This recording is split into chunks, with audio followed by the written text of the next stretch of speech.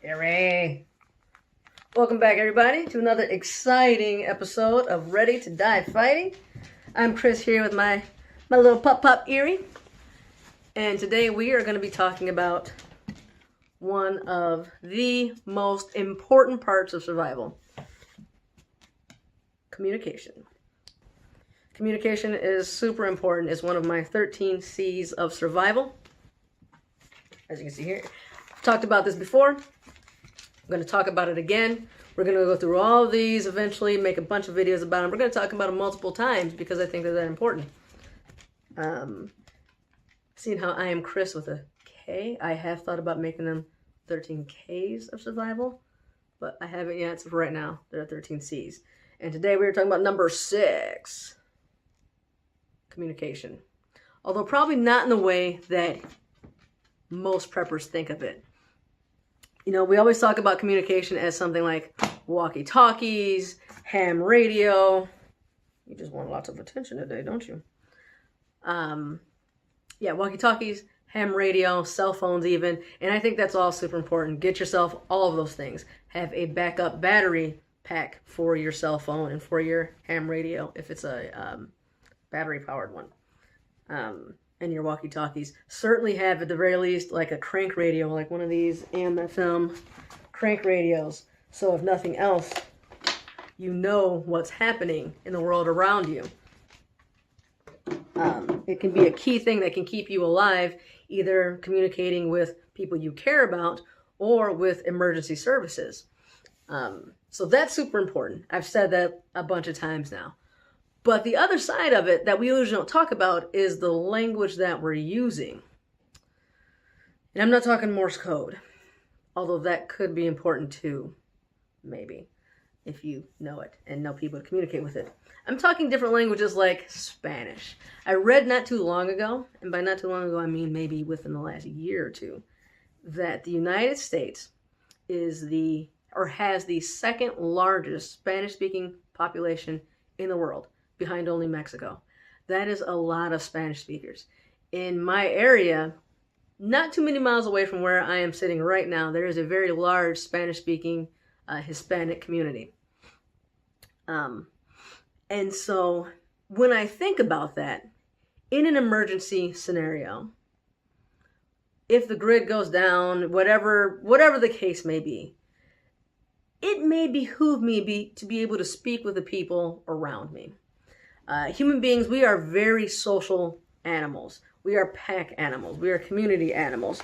Community is actually number 13.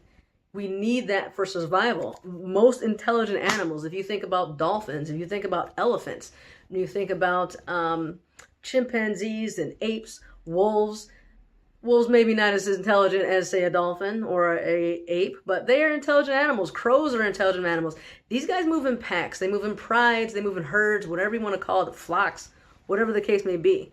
They aren't solitary creatures. I need to double check crows, actually. Now I'm wondering. I think crows, I'm not sure about crows, actually, but they are very intelligent animals. And so are we. We need other people, and we need to be able to communicate them. So as I am traveling through this post-apocalyptic wasteland, I may encounter someone who speaks Spanish. I think there's a very high probability of it. Even if they also speak English, they may not speak English as well as they speak Spanish. I've traveled to other countries. I have friends who speak other languages and who are from other places. And all of them speak English great. Some of them can get by with it. I can get by in other languages, and they can get by in English. And when we work together with what we know, we can usually communicate just fine. I've gotten in and out of some good situations and bad situations by cobbling together our collective abilities in the other person's languages. And that's a great skill to have. Specifically, I think about situations where maybe I may need help. And maybe the first responder, maybe the person that's closest to me doesn't speak English perfectly. I want to be able to communicate my needs or the dangers that are around or whatever it is I know or need. I need to be able to communicate that with that person as best possible. Additionally, say I come upon person, and little Johnny is falling in the well, little Juan is falling into the well, and they're trying to explain that to me and trying to get help. I want to be able to help that person. At the very least, I need to be able to translate or communicate to someone else who may be able to help that person, because we are a community, and that person is now part of my community. If you want to go on the darker side of things, what if there's a group of guys over there who maybe are pretty shady, and they plan on jumping me as soon as I cross this corner, cross that street, head that way, whatever the case may be. And they plan on jumping me, and they are making plans about it right next to me in Spanish, assuming that I don't speak Spanish. I want to be able to understand that. That falls under situational awareness, which isn't directly one of the 13 C's, but it certainly falls under conditioning your mind, conditioning your brain to be aware of what's around you and pick up on those, I guess, danger signs, you can call them. Now, maybe you can figure it out by their body language and the way they're looking at you and all that, but if you can understand what they're saying, you're going to be that much better off. And lastly, maybe I want to jump someone else and I need to communicate with my buddy. It's like, hey, we're going to go get that guy. And I likewise would assume that they don't speak Spanish and want to use that plan. I'm not saying I would do that. I probably wouldn't, but you never know. I'm not going to rule it out. You never know what's going to happen. And maybe that's something that I need to do for whatever reason. I don't know. Not planning on that. Hope it never gets to that. Not ruling it out. So that's 4 good reasons where learning another language just makes a lot of sense. And that's not even counting the benefits of learning languages just in modern normal society, which there are a lot. It helps with cognitive function, helps you be more culturally aware, you make new friends, it gives you better understanding even of English, because English borrows from so many other languages. There's a lot of really cool things that come from learning other languages that I have personally experienced firsthand. So ignoring all that, thinking just solely as a survival, and especially in a shit hits the fan or without rule of law or whatever all those little acronyms are that we use, talking about basically the same thing. Opening up your linguistic ability opens up opportunities. It opens up ways for you to get things, ask for help, and help others. Even now, I was in Italy a couple years back, and I speak a pretty high level of Italian, and people really don't expect that from Americans, and they seem to be really thrown off by the fact that I was black and speaking Italian. That just blew their minds, apparently. But what was really cool about it was I got a lot of free stuff. And my guess is because I spoke Italian and I spoke it well. People seem to, in like little shops, I've got like little free ice creams, and people was just helping me out left and right and offering me things and all that just because I was friendly and I could speak to them in their language. And Italian really isn't a popular language to learn for a number of reasons. It's a pretty easy language. It's a very beautiful language, but it's a relatively small country, and it's really only spoken in Italy and a small portion of Switzerland. And there's from what I hear, a Italian community in like Argentina, but I don't know that they really speak Italian there as much as Argentine Spanish. So it's not a real popular language to learn, and a lot of tourists don't speak it. And so I got free stuff and kind of special treatment, and I had a lot of cool conversations with people. And so when I translate that to post-apocalyptic area or shit hits the fan or emergency scenario, if I can communicate with the people who maybe have stuff that I need, or at the very least strengthen my own little community and to build allies with another group of people who may not speak my native language, I mean, that builds a lot of goodwill just by itself. Language tears down barriers. If you can speak the same way that someone else, there's an instant amount of trust and kind of relief, and we're on the same page, we're on the same side, kind of a camaraderie or whatever that I experienced in a couple different ways in that way. It's like people kind of let their guard down a little bit more. It's like, you're like me, you're one of us, you're with me. That happens. That's legit. And so So I guess maybe call that 5 reasons why I think it's important to learn these languages. I won't say it goes as far as say it's easy to do, but it's certainly doable. I never took a single Italian class. But like I said, I can speak it quite well. There's a lot of different things I did. One, books. Books are great for learning grammar. They're great for building vocabulary. They're not so helpful for pronunciation or getting the rhythm and really the mannerisms of the way that people talk. You can get, depending on what kind of books you're reading, you can get slang and things like that. So that can be cool too. So I actually really like these green books here. They're the Practice Makes Perfect series. I have them both Italian and Spanish because those are the 2 languages that I've been learning. Focusing primarily on Spanish now. And these are really good for learning grammar and kind of drilling some of those things that isn't always apparent. Like prepositions. Prepositions was something that I struggled with a little bit. Prepositions and junctions and kind of these transitional words. The ands, the with, the for, on, under, before, after. You know, all those type of things. They're important words, but in regular textbooks and in conversation, it's not always clear when you use which one or what they mean exactly, because a lot of times they're kind of weird. So having specifically these preposition book that worked on drills and explanations of prepositions, that was very helpful to me. Not a beginning level, like after I'd already knew some stuff and already been learning, bringing in this was great. I also have books that are just fun to read. Like I have Harry Potter, Game of Thrones, Life of Pi, things like that, that are in either Italian or Spanish. And I just leisurely reading, even though I did not like Harry Potter at all. Hate the book. Absolutely. That's a little side rant. I know everybody else loves it. I didn't like it. Sorry. Sorry, J.K. Rowling, however you say your name. Don't like it. But read almost the whole thing. And it was a great way for me to learn the way people talk and to learn the way that things are written. And that's the way that we learned English. So I like to take a more organic approach. Netflix is great. Turn on Netflix, go find some movies that are in the language that you're learning, and turn on the captions in that language. So if I'm watching a movie in Spanish, the subtitles are also in Spanish so that I'm reading and seeing the words at the same time. If it's a movie that you're already familiar with, that's great. You know what's happening. But even if you're not familiar with it, even if you can't understand a word that's being said, you're hearing the words and you're piecing it together with actions and you're seeing them. So it's all coming together. You will figure it out. You may not know every detail. You might not even believe, but try it.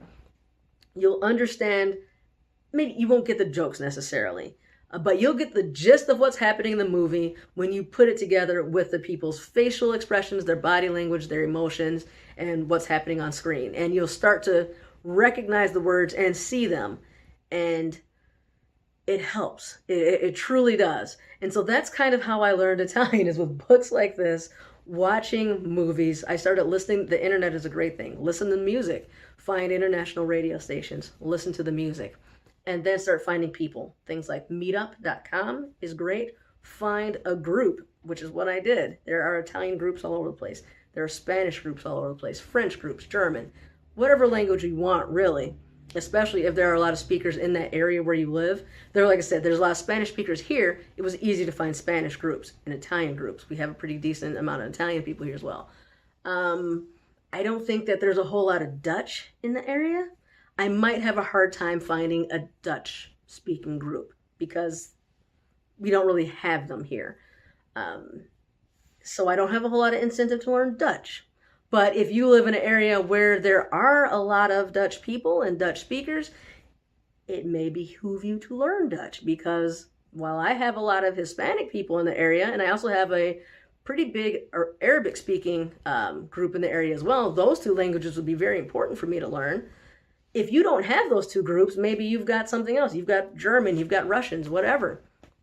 Learn those languages. Learn what makes sense to you that you may need to communicate with in an emergency. And even to your day-to-day, you might find it a little bit more fun. Another thing, and I brought it here, is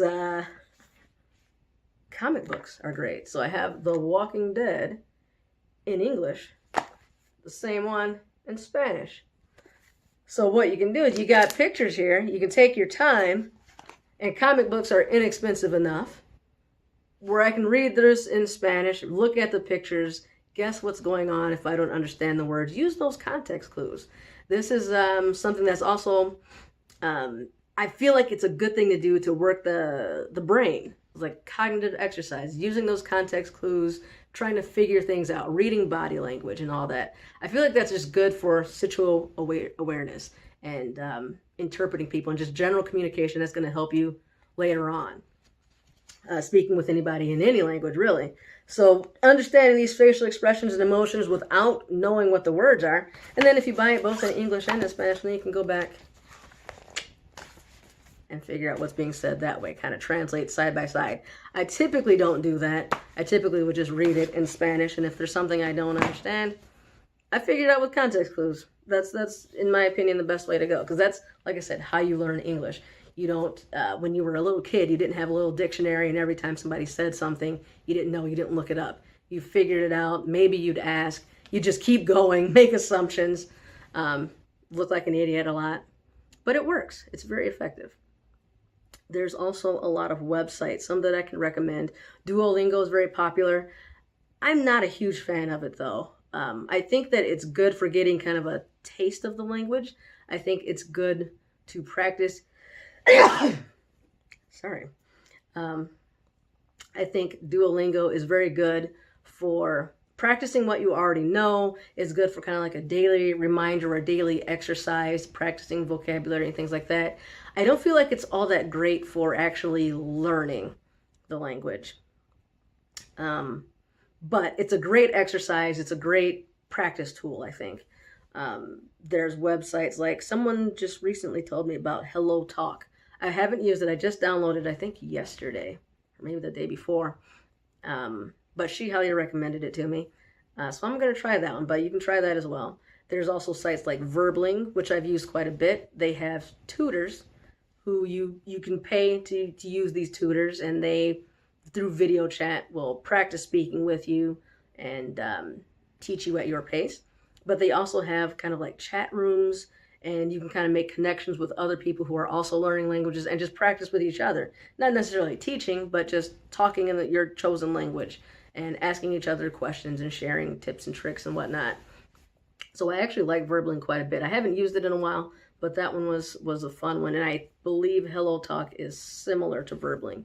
Specifically to Spanish, there's something called Spanish Dict, D-I-C-T.